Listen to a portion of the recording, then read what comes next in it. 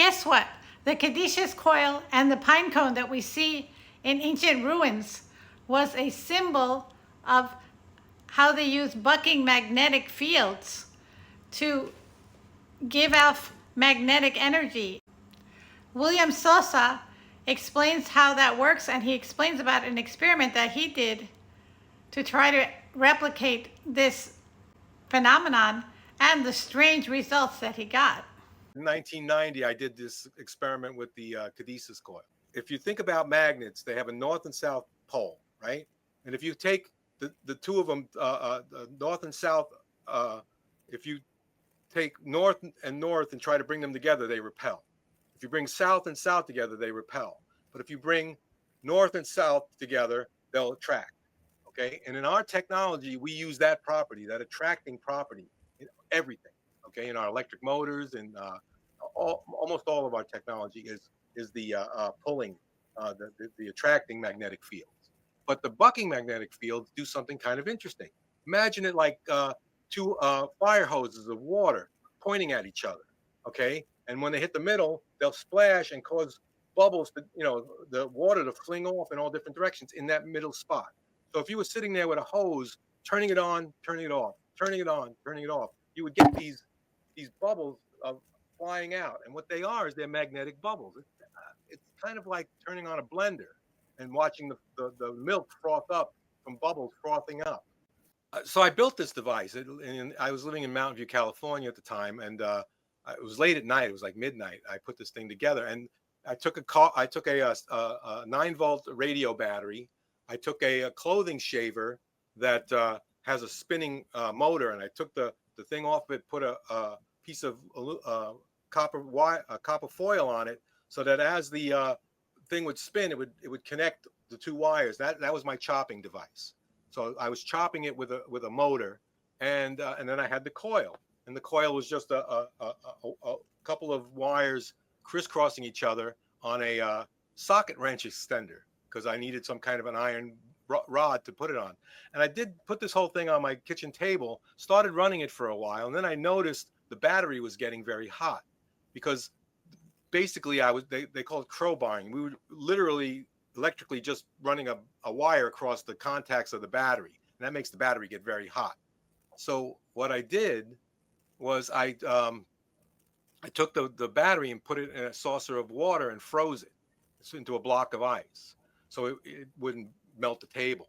And I ran this thing for a while, and so you got to imagine what's happening is, you got no electricity and you got a lot of electricity. You got no electricity and you got a lot of electricity. That's like hammering at it, like hitting a bell, like ringing a bell.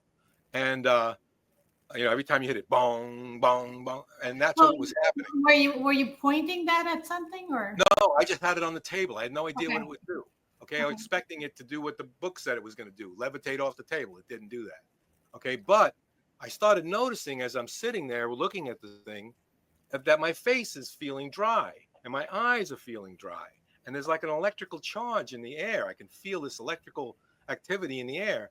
And it really spooked me. And I only left it on for 10 minutes, stepped away from it for about another 5, because I was sitting there close to it. And then I turned it off.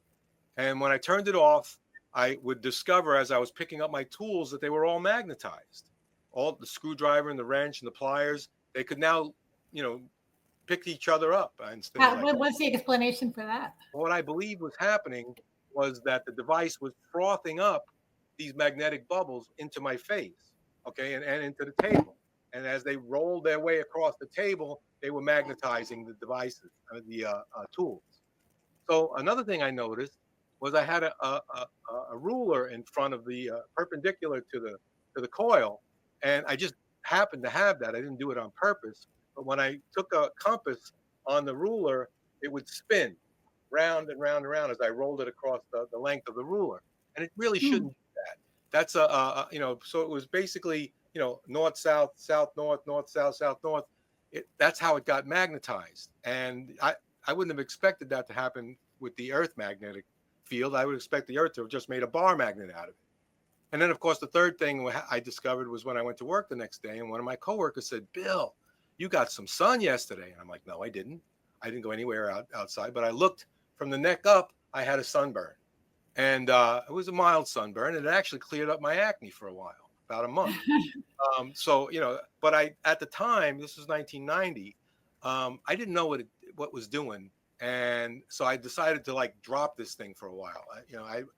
Since I didn't know what it was, I didn't want to be the next Madame Curie, discovering that it wasn't a good idea to study radium with a microscope.